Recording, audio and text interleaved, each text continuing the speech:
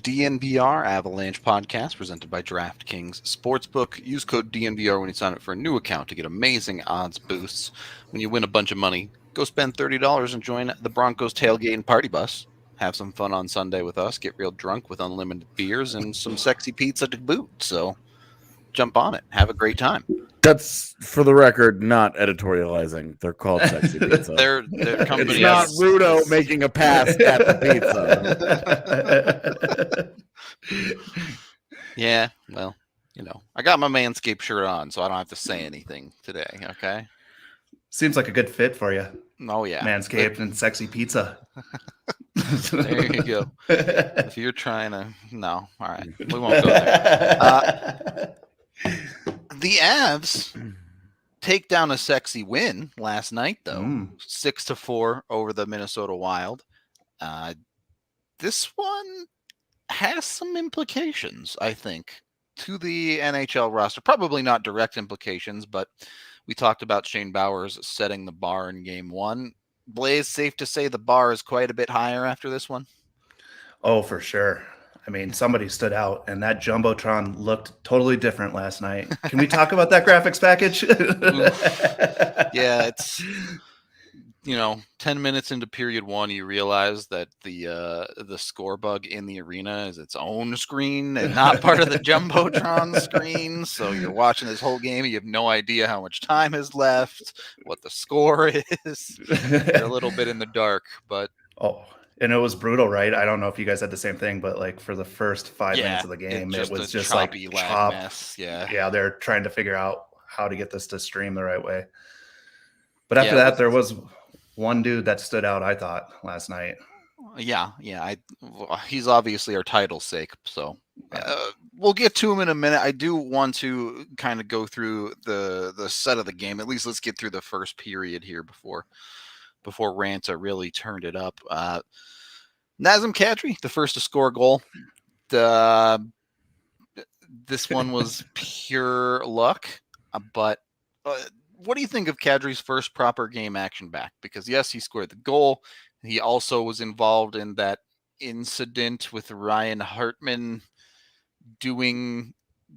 Look, I'm pretty sure Ryan Hartman should have at least got a charging penalty or something for chasing down Kadri and smacking him in the back. Kadri gets a retaliation penalty. No, I don't. Didn't he just get a penalty for the garbage with Landeskog afterward? Oh, yes, he did. That was the roughing call. Yeah, he didn't get anything for. So you're saying So you're saying you should have gotten something for the initial play? Yeah, taking 12 strides and rocking Kadri in the back. Yes, that seems like what happens to Kadri out there, right? Like, guys just take free shots at him because they know that a lot of the times he's not going to get that call. So it's like open season. And a lot of times, I mean, like when a guy reacts the way that Kadri reacts, like he's going to end up in the box. So you're doing your team a favor by basically starting a power play for the team. That's what the whole problem was, right? Was that because Landeskog, if you go and watch it, Landeskog doesn't even see Kadri get rocked. Yeah. He's got his back to it because he's going to retrieve the puck. He has his back to the play. He doesn't even see that happen. And Kadri gets up and retaliates. Gives him the world's smallest cross-check. Yeah, it gives him, and Hartman does the whole, I've been sniped! Yeah. And that was what Landy saw. And that's why Landy skated over and was like, you bitch, get up.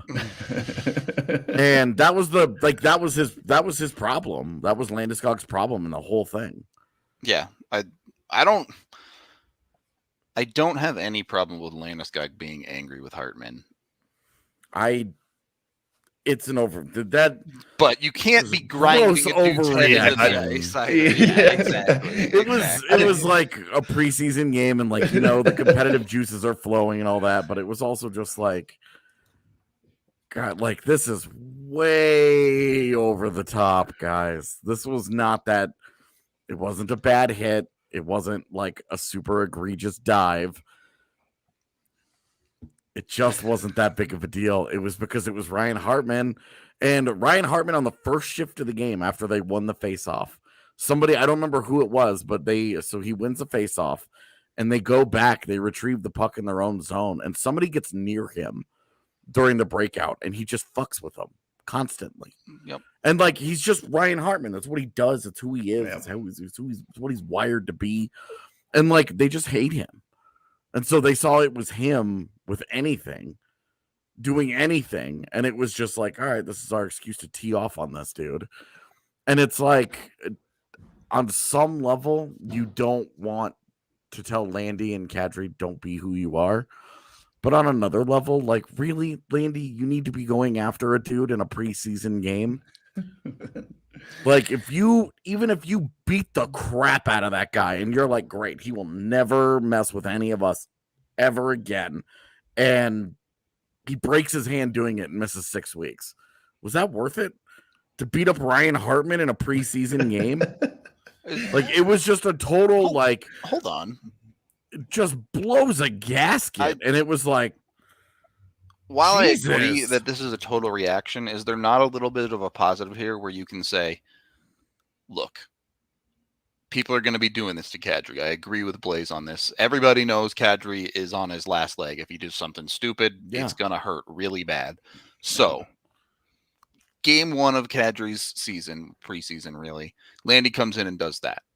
Is that not saying, hey, look, Kadri, we got you. Just if this stuff happens, just walk away. We'll take care of it.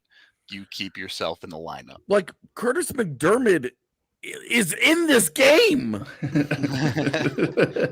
He was like, I mean, Dennis Gilbert did fight a dude later in the game also. He played like Curtis MacDermid played like 19 minutes or something. Was this not like one of the things that they sold everybody on? Like, we went and got a 4th round. We gave up a 4th round pick for a guy who's going to stand up for our star players. This is a guy who's going to handle the business. He is going to be the dude that, you know, he won't let our guys get pushed around anymore because we were too soft last year and blah, blah, blah, blah, blah, blah, blah. All right, here's your chance. And who gets the misconducts? It's Landy and Kadri. Curtis MacDermid doesn't do anything. Yeah. And then when your goaltender gets run over, Dennis Gilbert fights a random dude. Yeah, does not fight the guy. He just fights Just the guy pick the closest guy. to him. Yeah. Now, And to be fair, instead of Curtis MacDermid fighting the guy that actually ran over the goaltender, he helps him up. It was like, I mean, MacDermid also kind of pushed him in to Kuemper. Look, he leaned on him a little bit, but like, you never really know how much that, like, could he have stopped? How much of an effort did Foligno truly make? I don't know. Point is that Curtis MacDermid had multiple opportunities to do the thing that was supposed to be his big selling point. Oh, he's going to stick up for his teammates. And instead, it's Dennis Gilbert, it's Gabe Landeskog, and it's Nazem Kadri taking care of their own business. Curtis MacDermid's just chilling, giving up goals and shit. I think a lot of this. What's the point here? Yeah. This is, I think a lot of it, though, stems from last year. I think, you know, Landy's kind of had a chance to hear the chatter from last year about the team being soft, and he wants to set the tone that they're not going to take anything this year, right? So, like, it's a preseason game. So what? He gets 10 minutes. I'm sure him and Kadri probably didn't want to be out there that much anyway. So it's like a nice little rest for them. But 13 minutes on ice time. He's like, he definitely got fired up though, because like I was in that camp of like, yeah, he just doesn't want to play till the very end at the end buzzer when he took a swing going for some back of the leg stuff right at the buzzer. So he definitely, Landy was hot, but I think it's this thing where like everyone, you know, the detractors of the Avalanche said that they're soft and that they can't play in the playoffs. So he wants to set that tone early on that they're not taking anything this year. Well, and like, okay, but this has been a criticism of the Avs for Landeskog's entire career. Yeah. So what's up? Yeah. I don't know. I mean, last year, like, I don't know, man. Last year he started out the St. Louis series by like force feeding the bad Shen brother, the other bad Shen brother, his fists, like rapid fire. And it was like, oh, set the tone, like, oh, St. Louis was going to try and bully Colorado. Well, that didn't work. Okay, well, where was Landy in the second round then, going after a Vegas guy to set that tone? How often does your captain and third best player on your top line need to be like setting this tone? Sure. Like, and like, you're paying guys in part to do some of this, right? Like, to handle some of this business. Now, like, part of Landy's appeal has been that he will take care of his own business. That's all good and well. But again, I mean, certainly a $7 million player that's a 60-point guy on your top line, you can't be missing half of a game with like misconduct penalties. It's preseason, though. Who cares? Yeah, right. A little bit. I'm with you on that. Yeah. But a good chirp guy. Yes, the Shens. Incredibly important players on those teams. Was it like Luke Shen just keeps getting his name like rinse and repeated on because he's been in Tampa Bay? Cool. Okay, so look, we kind of went down the whole Kadri Landy road. I do want to talk about a bigger positive here. Best defenseman on the ice, Erik Johnson, by miles and miles and miles, or was it Sam Girard? It was definitely Erik Johnson, man. It was definitely Erik Johnson. I mean, they were like 3 minutes into the game, and that dude just smoked somebody at center ice, and you were like, all right, well, he's been waiting, like he's been doing it to his teammates in camp. Yep. So he got an opportunity to rock one of the Wild players at center ice. He did it. He did it again later in the game, and then turned around and hit one of his teammates because I guess he just hadn't had enough. It was like it was Erik Johnson. Like, that was the Erik Johnson that we saw when he was 27, 26. When Patrick Waugh was here and he was like, EJ, you're our guy. Go do everything for us. Yep. And that was the EJ that we saw. That was like prime EJ. That's a super unfair expectation of what to expect from Erik Johnson all year long. But boy, was it a fun reminder of what he can be when he turns it up. And that, I mean, is that not a case for potentially trying to keep him fresh this year? Yeah, no, it's a great case. Trying to give him some time off when and where you can, maybe, to keep those legs going. The other thing, not only that, but that they paired him with G. And we had always, okay, well, how are they going to sort all these pairings out? What are they going to do all these things? Like, what are they going to do with all these guys, right? I think that answered that question last night. Just put those two cats together, and when Taves is ready to go, you have Taves and Makar. And that pairing, because that pairing was so good last year. Yep. It was one of the 3 best pairings in the entire NHL. You just run that back, with the question being, well, who plays next to Sam Girard? Because Girard was sort of that rotational guy that had lots of different partners, and he ended up a lot next to Ryan Graves. And it's like all love to Ryan Graves. Kid's great. He's not Erik Johnson. Dude, Erik Johnson's just on a different level when Erik Johnson's being the best version of Erik Johnson. Do you think he's going to see heavy amounts of ice time during a game? I mean, I think what we saw last night was pretty indicative of what we can expect from EJ this year without the almost 3 minutes of power play time. Yeah. 6 minutes of PK time, the rest even strength. And I think that's the role that he's in. He is your top PK guy. I think ultimately it's probably going to be next to Murray. If they're all healthy, I think Murray would probably be first, and then Taves would probably be second on that. Taves with either Byram or Jack Johnson if he's in, depending on how they want to run it. Yeah, I mean, if with Taves out for however long he's going to be out, if Jack Johnson's first in line, then yes, it's Johnson at Johnson. Yeah, which we saw last night on the PK. Yeah, everyone was happy. Yep. And the other thing you can, go ahead. I said the other thing you can expect from EJ is just that calmness back on the D. Do you see him he gets in trouble, he just skates the puck out of the zone. It's great. Like that's awesome to see when he does that. EJ has always been a guy that has relied on his physical ability, I guess. I don't know. God-given talent. Yeah.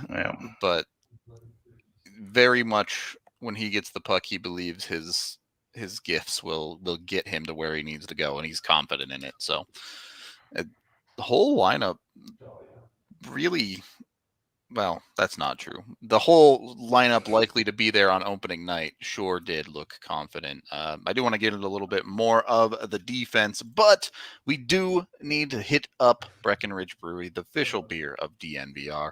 Go get yourself some drinks down at the DNVR bar or find it at your local liquor store. You can use their Breck Beer Locator online. You can also find their Good Company Hard Seltzer, talking about the other day, and we still can't figure out how they made alcohol taste like candy. So if you want absolutely delicious alcohol, the Good Company Hard Seltzer is the way to go with the Breck Brew crew. So do that one.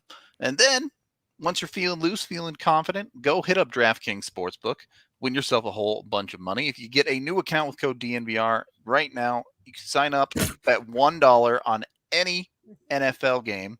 You can get $150 instantly in free bets, as AJ has lost his mind. Just reading our comments. We call those people idiots.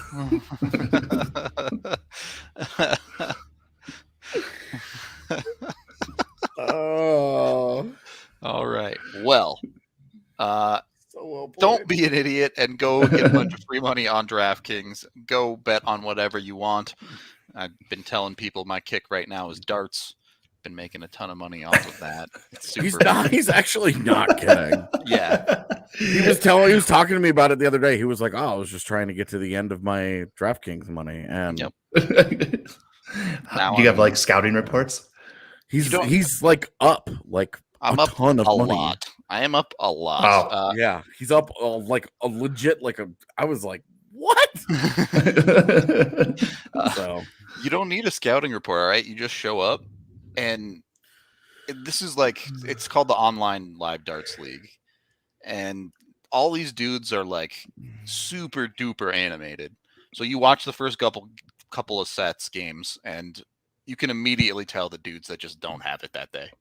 Yeah. Every time they throw the darts and they miss, they're like, "Oh god!" And then you just bet against the rest of the day, and you make tons of money. No poker faces on darts. You're right, exactly. So yeah, hit DraftKings up, bet on the darts. Of course, you can bet on hockey. I saw someone in here said they put down their $50 bet on Kuemper for the Vezina. Getting on that, it was plus 1,000 today. So you can bet on F1, absolutely. If you wanna bet on Team Max, I'm all here for it. You can bet for the bad guys, or you can bet for Donut Man too, and whatever you want to do. Pretty much anything under the sun, you can do it. Yeah, darts announcers are crazy. All right, they get so into it. I had no idea how life changing the number 180 could be. Okay, they go so hard. Yeah, I no doubt you can bet on F1, right? Like, yes. You can bet on individual racers. You can bet on the team constructors, all that stuff. So you're good there. Also, coming hopefully soon. Speaking of F1, is maybe some fun down at the bar on a Sunday. F1 is coming to the Western Hemisphere, so we might try and sneak a little corner of the bar. Also, I know it's a little ways off, but the Broncos bye week is November 21st.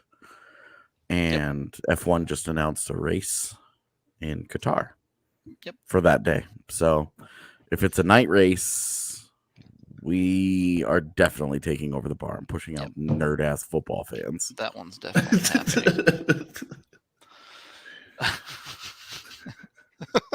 happening. Joaquin Fleurbel, our favorite floorball player. How you doing, Blais? Blais, are you doing great? Are you in the studio right now? Yeah, he's in studio. I am in the studio. I was like, "Where's the weird dog painting? What's going on here?" Oh yeah. No, I had to go pick up some shirts, and then I wasn't going to make it back, so I just stopped by the bar. Live the dream. Yeah, that's just how it is. There's a lot of shirts downstairs too. Wow. So yeah, come check out the bar. By the way, I am at least going to be there tomorrow afternoon. AJ, I think you're coming too. So we'll be there. The Isles game is at noon. We're both going to come hang out, watch it. If you want to come chat hockey with us, we would love to talk. Bar opens at 10 a.m., I think. Yep, opens at 10 a.m. We're gonna try and carve out a small section of the bar because it's Saturday, so people are going to be there to watch college football. But we're going to be there watching preseason hockey. So that's what we're going to be doing. We're going to be hanging out at the bar. Yeah, so come. I'm jealous. I'm going to be watching high school hockey. So, well, which was harder to sit through, high school hockey or preseason hockey? Oh, well, I mean, like I have a little, stake in the high school hockey. I know most of those kids out there, so so probably preseason hockey. How many of the kids have you coached? Probably like half. Like as they get into high school, you start getting a different walk of kids. So sure. Okay. Yeah, I guess the high school kind of conglomerates them all, right? But yeah. All right. If I had that kind of power, just like telling people to get out of the bar. All right, time for the college football people to leave. It's F1 time.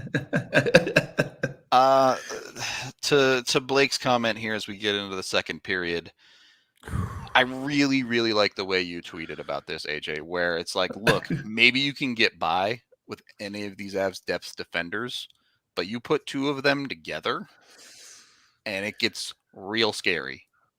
Real fast. It's like choose your own adventure, except all the adventures end with you giving up a goal. You don't know how you got there.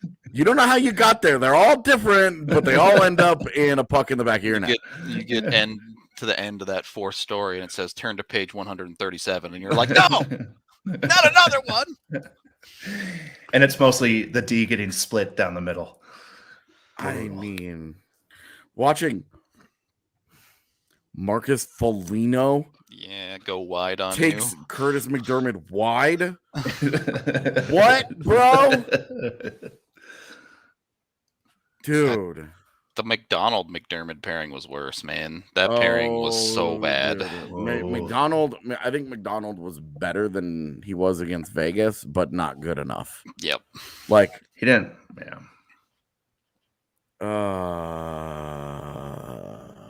Yeah, it was bad. I really didn't. I don't know. Dennis Gilbert has just been.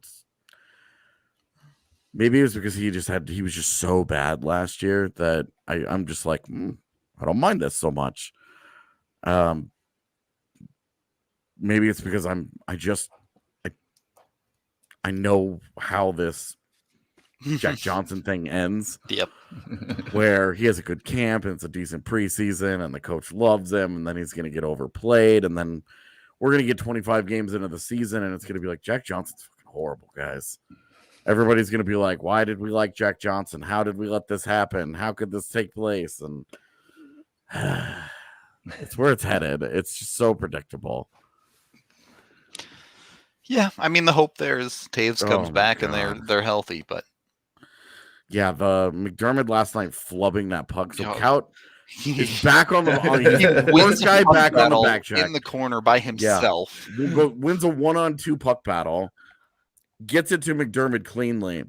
MacDermid flubs it so badly it goes behind him and ends up in front of the net. Yeah, and it was just like, dude, what is going? Oh my god! And then I don't know what panic button went off in Darcy Kuemper's head, but way too screwed. You are a giant human being. You don't need to be that scrambling, my man. This is not Arizona anymore. You don't need to rely on quite the bad habits. And then that was a pretty bad structural breakdown. Yeah. Jack Johnson for years has been significantly worse than Patrick Nemeth. Significantly worse than Patrick Nemeth. Yeah. Avs fans just can't get over this Patrick Nemeth thing. That he very weird. Yeah. That Patrick Nemeth was like a perfectly fine third pairing defender for basically his whole career. He's been totally acceptable. A limited player, but not atrocious. And Jack Johnson is going to be a big, big, big step back from that. All right. They kind of have the same skill set too, right? They're MacDermid's going to be a bigger step back from that. So great. Anyway, do not agree. I did not think Kaut was bad at all in this game. So let's just do the Kaut thing, because I think he looked bad in comparison to, say, Sampo Ranta, who went off. So did everyone, yeah. Right, but like, you're trying to make a team and you have a limited number of games. Shane Bowers had a good game in Vegas. He shined. Martin Kaut did not shine last night and then got benched. Played 9 minutes. Yeah, like, he did not play much. He got an opportunity on the PK, got scored on. He got an opportunity at even strength, got scored on. Now, again, to pin all of those solely on Martin Kaut is absurd. But that was the right play on the PK too. Like, that's not his fault. Right. All I wanted from him in that is that he's a little more in the center of the ice. Because I don't need him to be that high up in the zone. You're on a PK, you can't just like chase it out. There were some things, like he used his body pretty well, and I think he made some nice plays with the puck, but it was like all small things, and then he blew big things. And it was in like the world of body language and confidence, he doesn't have it. You look at Sampo Ranta having the time of his life. Alex Newhook was pretty quiet last night. Had one great PK shift and hits the post. And you know that guy is one of the most confident guys in the organization. That guy walks into a room and his dick has been there for 5 minutes, hanging out, getting to know everybody. Like that is just that guy. He is not going to worry about that, right? Like no big deal. So that you look at, in comparison to his peers, I think Kaut looked bad. If you isolate just Kaut's game, I don't think it was that big of a deal. But when you're fighting for a job, not that bad is nowhere near good enough. Here's my thing is I don't think Kaut was as bad as you're saying at 5-on-5. I thought he was really quite good and had a lot of polish at 5-on-5. But when you're talking about the job he's competing for, you can't look that bad on the penalty kill. It's going to make it really hard for anyone to put you in their bottom six if you can't PK. It's really hard if you're not on the power play and you're not on the penalty kill. It's really hard to be in a bottom six. Yeah. Yep. Like you can like get by with like one of those guys, but you look at Colorado's projected bottom six. Okay, we haven't even mentioned his name yet, but Mikhail Maltsev played last night, and you know what? I liked him, bro. Are you doing a fantasy football draft right now? No. Didn't have it on silent. Rookie move. Maltsev won 9 of 13 faceoffs, looked good on the PK, and handled his shit defensively. Like if you're talking about a guy that's trying to win a job on a fourth line, those checked all the boxes. Did he look any good on offense at all or with the puck? Not really. But took care of his business in his own end, limited mistakes. Bad things didn't happen to him. That's going to put him ahead in the race when you're talking about a depth job. And winning faceoffs, something that we were curious about. Okay, Belmar was a big faceoff guy. How does it look? What does that go? You know, everybody last night, except for JT Compher, did well in the faceoff circle. Yeah, it's pretty easy to be good against Minnesota on the faceoff circle. Though. And like against Minnesota's like all bottom six, like depth cats, right? Yeah, except Zuccarello and Fiala. But I'm really not. I'm like with you look at how Maltsev handled his business last night. It wasn't perfect. It didn't blow you away. It wasn't anything like, oh, this is incredible. I God, you have to play this guy, but he takes care of the business in the area of the ice that he needed to. And then you look at Martin Kaut. Martin Kaut just didn't.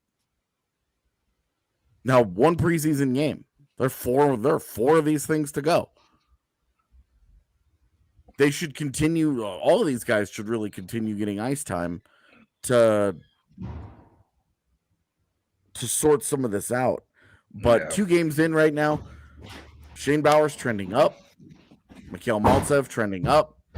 Sampo Ranta, funny, he's our title guy, and we haven't even really talked about him yet. Saving it. We're saving it. Alex Newhook, I would say, is probably neutral right now. And then everybody else has ground to gain. At work this to do. Yep. Work to do. I think that's fair. Yeah. I'm okay with putting it that way. Yeah, you're not trying to win these games. You're trying to just evaluate what you have in those depth players, right? Like Oscar Olausson trending up. Yeah. Trending up, but in sort of a meaningless way because he's not making the team. But I do think this is an interesting question. Do you give him another preseason game now? I give him the away game in Minnesota on Monday, because that's sort of like the last. A lot of AHL guys about to get cut after that one. Yeah. You know that there will be some cuts this weekend, and then after that game, there will be big cuts as they are in the final 3 games at that point of the preseason. They'll start to take it more seriously. Olausson's looked really good in both of these preseason games. He scored good goals, but he's played good hockey. He sniped that first goal in the first preseason game, and you just saw all of a sudden he was a significantly more confident player, realized, hey, I can hang with these guys. And there's still, the decision making is still slow. There's still a bunch of stuff he's got to work on, but you're leaving this preseason with an idea of now, okay, there's an NHL player there somewhere. The number one thing that Olausson has to still work on is something that he can't control right now, but it's physical maturity. Yeah. Because a lot of his appeal as an NHL player in 4 years is going to be in the fact that he's really big. 210, 215. Exactly. Yeah. When he fills out and he gets stronger, and that's going to make his shot even better, but 2, it's going to help him diversify what he's able to do offensively, and he needs all of that. Yeah. So I would give him 1 more game and then move on, because he's not making the team. You know that he's not opening up the season in Colorado. You know he's going back to Barrie. Send him back to the OHL. Don't mess around with this. Give him the 1 game in Minnesota and then get out of here, because you have a huge roster battle going on. You have a huge melee of decent players that you're trying to sort through. The more time that you give Olausson as a guy that is not making the team, that is not making the team. And let's be real, even if he by some freaking miracle makes the team, he's not going to stick beyond the 9 games. It's not happening. So how this ends. One way or another, this is ending up with that dude getting sent down. So just for me, it's like, there's no need to continue. You have a huge roster battle. The next Mikko, no, he's not. He has yet to show any playmaking ability whatsoever. It's a great shot, though. And that's all good and well. Mikko is an elite top 5 at his position. If Oscar Olausson could just be a consistent second line player, if he's the it would be a man's Mikko, massive win. Dunking on this, yeah. So, a long way to go for anything like that, but we'll see. Obviously, much better to leave a camp with a good impression than a bad one. Oh, dude, this has been 100% from Arizona. Yep. So, good news for Olausson there. Really quick. Darcy Kuemper as well. We can talk about Annanen too. Definitely looked a little bit squirrely. The penalty kill in particular was rough all the way around Kuemper and the defense in front of him. But same thing as with Frankie here. It's half of a preseason game. We're not going to draw too many conclusions from the goaltender, correct? Or Blais? Well, I mean, he did play last year. I mean, that you would hope that we had came out and instilled some confidence in the base of like, I know what I'm doing here. He did look a little squirrely, but it is the first time that he's played in an actual game this year. So we'll give him a little bit of a leeway there. Got to see more from him, or else the Avs are going to be doomed. So he's got to be better. All right. Certainly can't be giving up 2 goals on 12 shots in the regular season very often, but not at all. And that first one was, I mean, I know it was on a power play. Those first 2 goals were on the power play, right? So yeah. I mean, you got to give him a little leeway. But that one where it came out to the ice, it was a fluffer. It's pretty leaky. Yeah. Sikura has promised. Dylan, this is not how you spend your day off. You do not need to be in our YouTube comments, bud. Sikura was perfectly fine, but as it's kind of the same story as Kaut in my mind. There's a bunch of dudes that outplayed him. No. Hard disagree. Okay. Hard disagree. That dude looked awful. I thought he looked awful. I mean, did you expect him to look good on PP1? No. I expected him to I thought look he was competent. just a guy.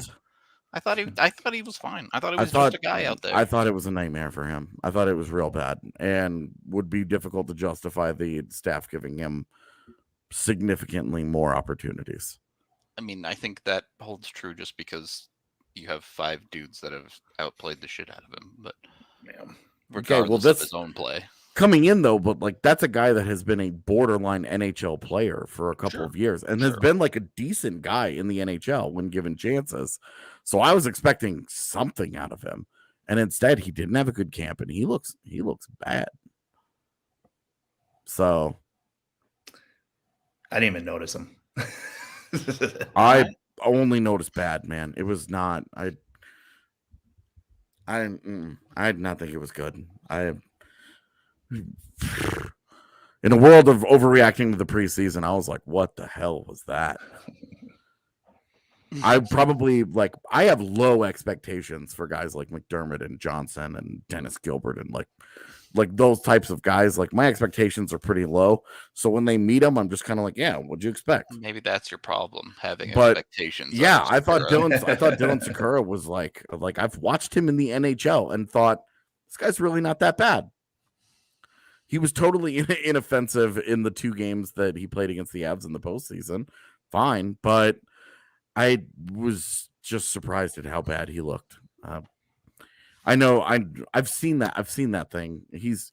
I've seen that dude play way better than that before. So I know that there's way more there than what we saw. All right, gentlemen, do you know step 1? I'm out. I don't want to answer any of these questions. I don't. It's just pure silence now. No one's walking into this anymore, Rudo. Yeah, I don't want to be on the other. I don't want to be in the end of CD's nuts. I walked into that one hard. Okay. Well, step 1 is collect pizza.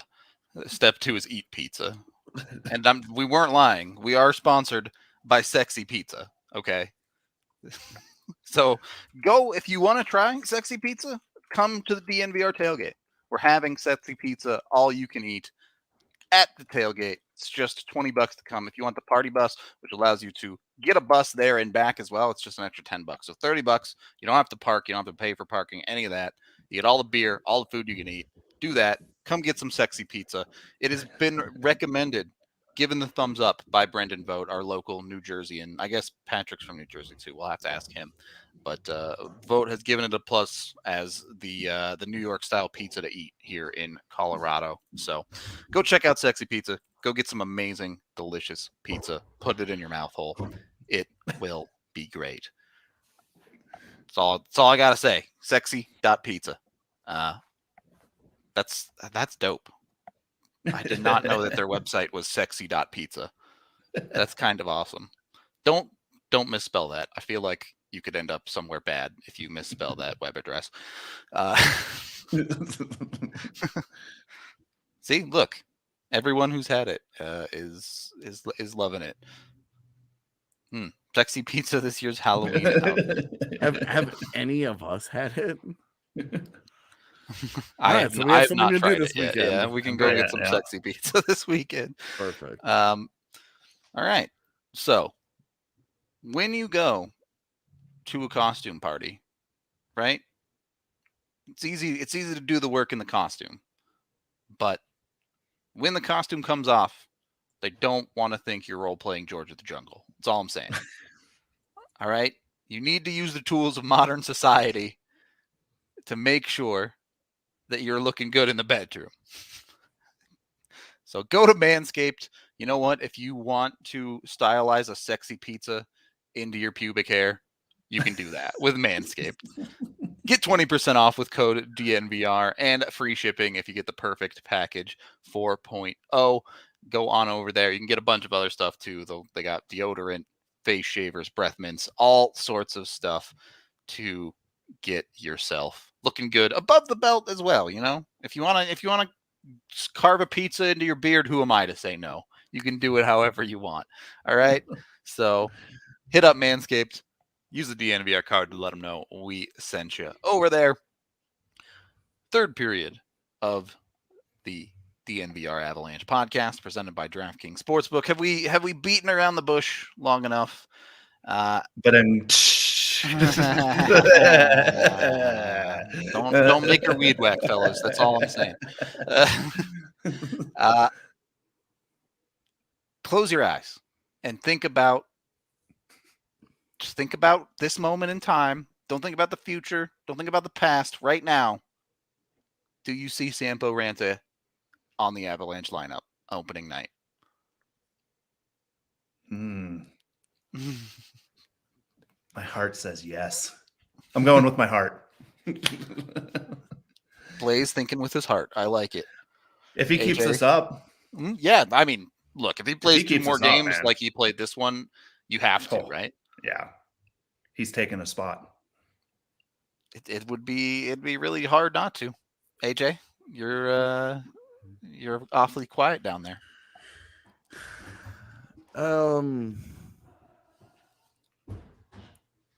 I mean, there's a lot of work to do, man. Of course. But I think that big body, hard to play against, tons of upside, and 10 tons of fun as a player. Jared Bednar's looking for something different. And it's very obvious the organization was looking for something different over the summer. They didn't just want more of the same. They wanted a little bit of a jolt to the lineup. They wanted a lightning bolt. And that's exactly what Sampo Ranta is. That dude is a lightning bolt. Yeah. He comes in there and he can do anything on any given shift. I mean, there were dudes that tried to run him last night, and they found out that is a brick wall of a man. And as long as he's willing to continue to take that punishment and then starts to figure out once he can take it, how to dole it out a little bit, that's a dude that he could be the perfect addition to a forward core that is a little light on nastiness. And the real question, it's not so much about the player for me as it is just the fit. Where does he go? What does he do? Yeah, and I actually wanted to talk about this. I tweeted it kind of jokingly, but if he gets to the NHL and he doesn't look completely lost like he did in those first two games last year, because if that happens, then it's not going to stick, full stop. So understand that. But if he gets to the NHL and looks like he fits, is it the craziest thing in the world to try him at 2 left wing?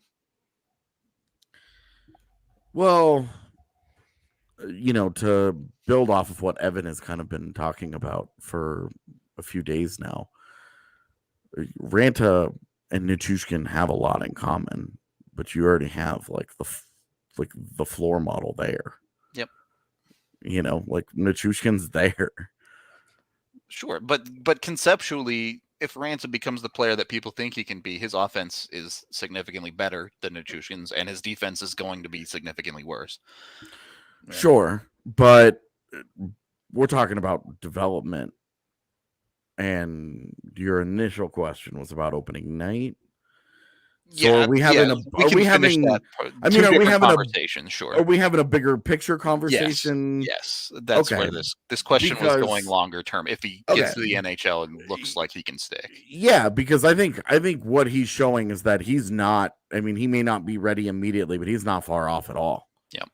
There's not much. I mean, physically, there's nothing left for him to worry about. It's entirely about getting him comfortable playing in the pro game, getting him comfortable playing in a structure, and having real defensive responsibility. Yeah. And like he scored a shorthanded goal last night, and that's all good and well.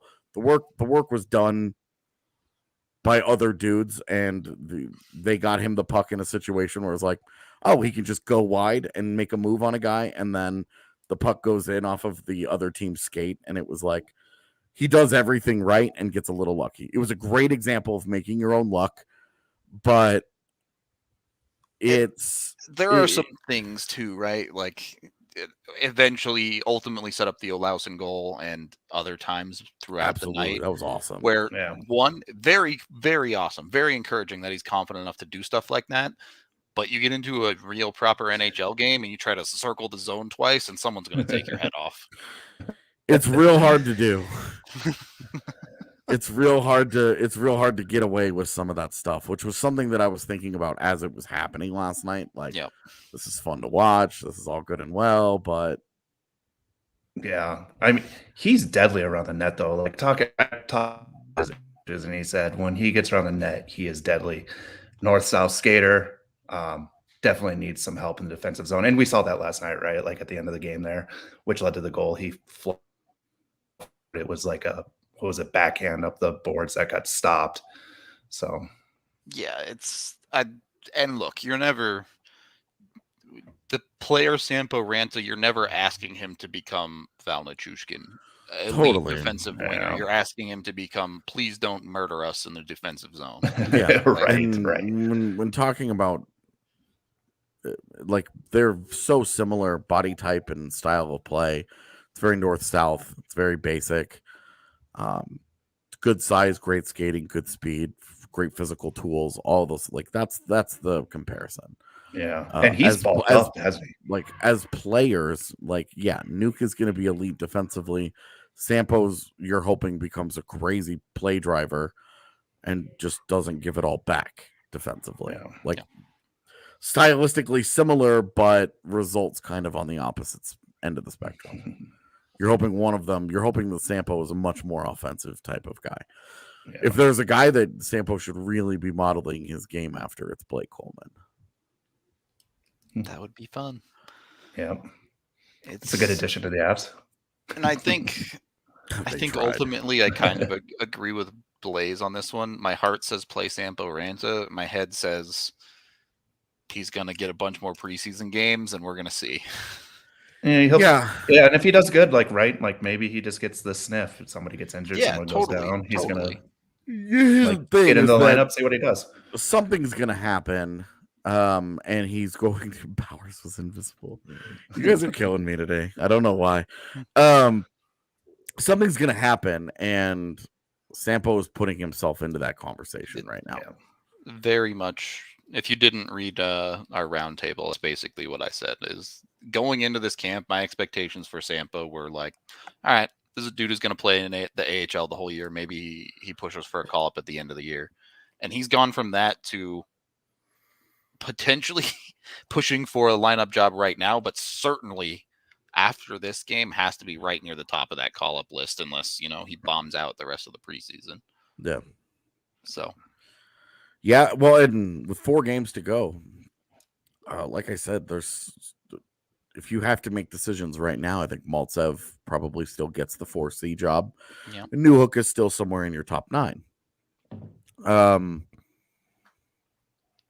Sampo has made it interesting. Bowers has made it interesting. Megna and Sikura have been, not interesting enough, sure. Yeah, definitely. And then, Kaut work to do. Wingerly misses an empty net on a PK. Work to do. Wingerly, I think it's pretty clear what Wingerly's shortcomings are going to be in a depth role, though. He can't win a puck battle. Yeah. Yeah, he's fun, though. Like, I just like watching him play. He's just Wingerly screams quadruple A player to me, for sure. Like, that's a dude who's going to go to the AHL and tear it up down there, I think. But and I think he is Rocco Grimaldi. Yeah, exactly. Where he just has to, if he's going to be in the NHL, a team has to let him put him on a figure third out line how with to an do offensive it. flair kind of thing. Yeah, they've got to figure out how to let it happen, because Yep. it's not going to be a very you can't pigeonhole him into the traditional role player job and then be like, okay, go do it. Because I just don't think that's going to go well for him. We talked about Kuemper a little bit. Didn't really mention Eustace. I mean, he was fine. The game was sloppy from both Avs goalies, to be honest with you. But Yeah, I liked Eustace a lot. I thought he was fine. I don't think he did anything special. He didn't face all that many shots. Faced 20. Did he face? I thought he faced more like 15. But I guess the second half of the second period, Minnesota was kind of shelling him. So let me double check just because I don't want to lie.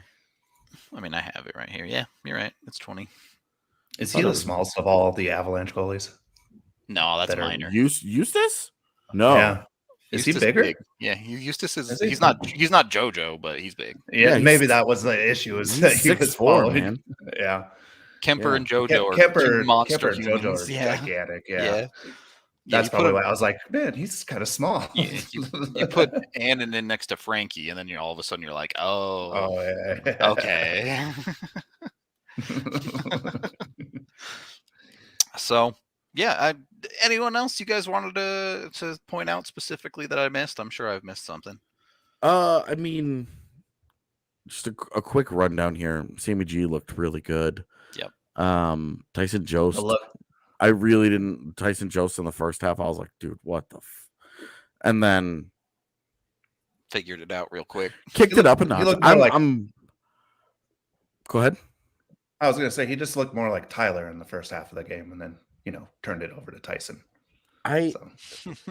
I'm wondering how much Jost needs the game to get nasty for him to bring out the best in him, because I think until things start to pick up around him in intensity, he can drift through games a little too easily. But when the competitiveness ramps up, I think it pisses him off and it brings out that like competitor that's very much in there. But I don't think he accesses it naturally. I think he needs a little help. He's got to do that J-Dong meditation before games. Dude, whatever it is, like take off the jacket, like, whatever it is that he need, like maybe he just needs Landeskog to smoke him during warm-ups or something. Like I just think that there's something about Jost that he drifts through games until teams want to pick it up and play a certain way, and then all of a sudden he locks in. Yeah. And I think, I don't know how to get that out of a guy. I'm not wired like that. I don't know about you guys, but I don't need motivation when I start competing. I don't need motivation. The only thing that gets me going is the idea of losing, which makes me sick to my stomach. I've always been the opposite. Like if I get hot, I'll start playing like garbage. I'm a much better player when I just am cool, calm, and collected. But Sammy Slapshot was great. The one that the game-winning goal was awesome. And it was at 5-on-5 from inside the face-off circle. But if he can get open in that spot and shoot that shot, I'm here for it, man. That's dope. Quick riser. Whew. Yeah, it was quite a missile. Like it just got up off the ice so quickly. So, look, if he's got that in the bag this year, he's gonna score 50 points. So let's go. Yeah, I love watching Joe skate's awesome too. His edge work is unreal. Like. It's crazy because when he first came into the league, it was like, oh my, it was so sluggish. City. Yeah. It was so sluggish, and he's really smoothed it out over time. Yeah. Like he doesn't chop into the edges anymore. Like if you watch him, he like glides it out and then pushes when needs to. Like it's awesome to watch him skate now. Yeah. I wouldn't go that far, but I like it. I don't want to throw up every time he skates, at least. So last night there were 5 guys that had multi-point games. Yep. Do you know who they are? I'm staring at the box score. So yes. You cheat hole. You don't think I have the box score up when we're talking about the game? Ranta, Sampo, yeah. Johnson, Sampo, EJ. There's 5 of them. 5. Yeah. Oh, I'm not sure after that. Kadri and Girard are the easy ones.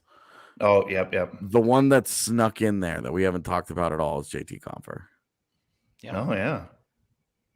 I mentioned that he got rocked on faceoffs last night. He only won 4 of 10. But I thought the rest of his game was pretty encouraging. He's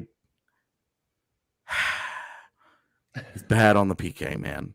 He's bad on the PK, and I just don't understand. But it's not, I just don't want to harp on this anymore. But I did really like what he was doing offensively. I thought he was moving around the ice really well. Because there, again, like Jost, like that's a guy that occasionally will just glide his way through games. You don't ever see him take a stride. He hops off the bench and he just sort of turns his way through a shift. I think watching him get engaged last night and move around was a good reminder of what JT Compher can be. Yeah. Look, I'm confident there's still a 30-point NHL player in there. It's just he has to show up and do it. Yep. Yeah. Eric asked, "Well, overall, what are you guys looking for in these last preseason games?" Don't get hurt. That's That's number one. Number 2, number 3. The rest of this is special teams for me, especially on the PK, because that's going to play. That's going to play a big role in helping to decide maybe who gets fourth line precedent here. Yeah. You know, can Mikhail Maltsev, like, look, if he's going to win 9 out of 13 draws every night, including multiple defensive zone draws and on the PK, where they were able to get clean clears because he wins the draw cleanly. If he's able to do that, it's going to make him harder to unseat in that position. You have to succeed around the fringes here. It's weird because it's not so much at even strength that you need to be awesome or even good. Just don't take care of your business in the defensive zone, win faceoffs, and lock it down on the PK. And you do right by yourself in winning a job. So that's what I'm looking for, is the guys who are succeeding, because there's a lot of guys playing on power play and PKs right now that won't in the regular season. And showing value on those units is probably how you're separating yourself and making a team. Because right now, if you have to pick between Mikhail Maltsev and Martin Kaut, the one thing that you've got is that Maltsev's playing center, Maltsev's gone the PK. Yep. So it's the little things that will make the biggest of differences. Especially if you're looking for more versatility. Maybe the Avs are in a world where they're trying to get away from Compher on the PK. Because right now, Jost and Nichushkin seem like no-brainers. Put them on your PK. Easy. Yeah. After that, Newhook succeeding on the PK the way that he did, that's going to be a thing that, hey, look, he played PK his entire Boston College career. Yep. So it's not like it's a foreign thing to him. So if he can continue to find some success there and be disruptive and a playmaker there, we know Logan O'Connor's going to be on that unit. We know Darren Helm is going to be on that unit. Like, there are some guys that you already are aware of. If Nichushkin is going to be asked to play more of a second line role, I think he's probably going to be limited on the PK. Power play that way, yeah. Yeah, he's probably going to be more limited on PK to save up some of the energy for other things, which I think is, look, we'll come back to that 15 games into the season. Yeah. I think it's temporary. I think it's just not gonna work, and it's not gonna continue long term. And we're gonna look back on it and forget it ever happened because LOL. But until that point, that's maybe ice time that is open to somebody for one of these young guys to step into it. Yeah, I think that's a real possibility. Bednar did mention he did not like this team's lack of discipline. Are we making anything of that, or are we saying it's preseason and they're calling a bunch of nonsense? Yes and no. Jack Johnson penalties again. The Jost one, that's everybody has to get used to the new cross-checking rules. The Compher one was unnecessary. The Girard one was unnecessary. Everything that happened with Kadri and Landeskog should not have happened, in my opinion. And Landeskog ended up with 16 penalty minutes because he did get assessed hooking at the buzzer in the third period because he took down Ryan Hartman at center ice just because he freaking could.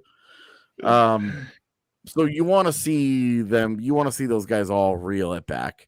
But we also know how it is in the preseason. These guys get a little whistle happy, and you know, that's I'm not worrying about it too much yet. But ask me again 5 games into the regular season if they've lost all 5 and their PK is getting lit up and they're taking 8 penalties per game. Okay. All right. Any final thoughts, please? I thought they're looking better. I mean, obviously, as you start adding the NHL roster into the preseason games, they're going to look better and better. So yeah, I felt like this is a pretty fairly even 2 rosters, right? Both of them playing their second game. Minnesota put in a significant number of NHLers here, and the Avs took home the W. So count that for whatever you want. Newhook's sister, did you hear about that? I did not. She's playing for Abby? Boston College. Abby scored scored the overtime winner. Yep. All right. So we have Jesse Debut Compher and Abby Newhook. Let's go.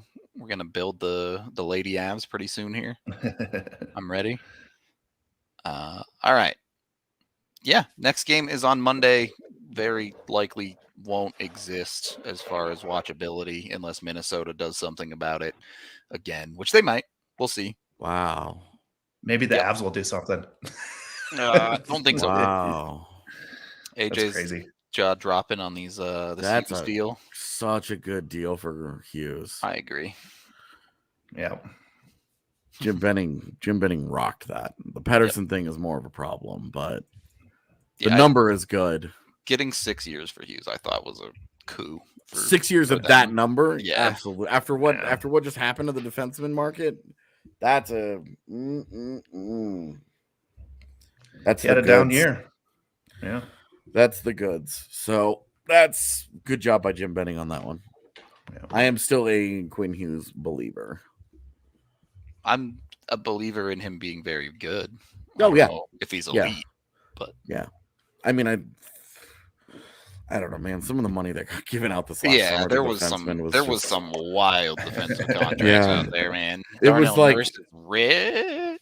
Dude, it was like anything you can do, I can do worse, right? Like, NHL GMs were just like, which one of us is gonna sign the worst contract? And Joe Sakic's over here just like, all right, hey, Kale, 6 years. That sound good, bud? 6 years, $9 million, great. Yeah, great. 6 by 9. Is that immediately followed by Seth Jones signing 9.5 in Chicago, and it's like, my gosh. Okay, well, it's been a fun one. We're gonna get out of here for the day. Thank you, everyone watching, listening, however you consume the pod. Be sure to like and subscribe here on YouTube. We are actually off this weekend for the first time in a while, so come join us at the bar tomorrow out at noon. We're going to be hanging out. Come chat with us. We want to see you there. Chat up a little bit of hockey or whatever else you want at the bar. Should be a fun time. But other than that, we will talk to you all next time.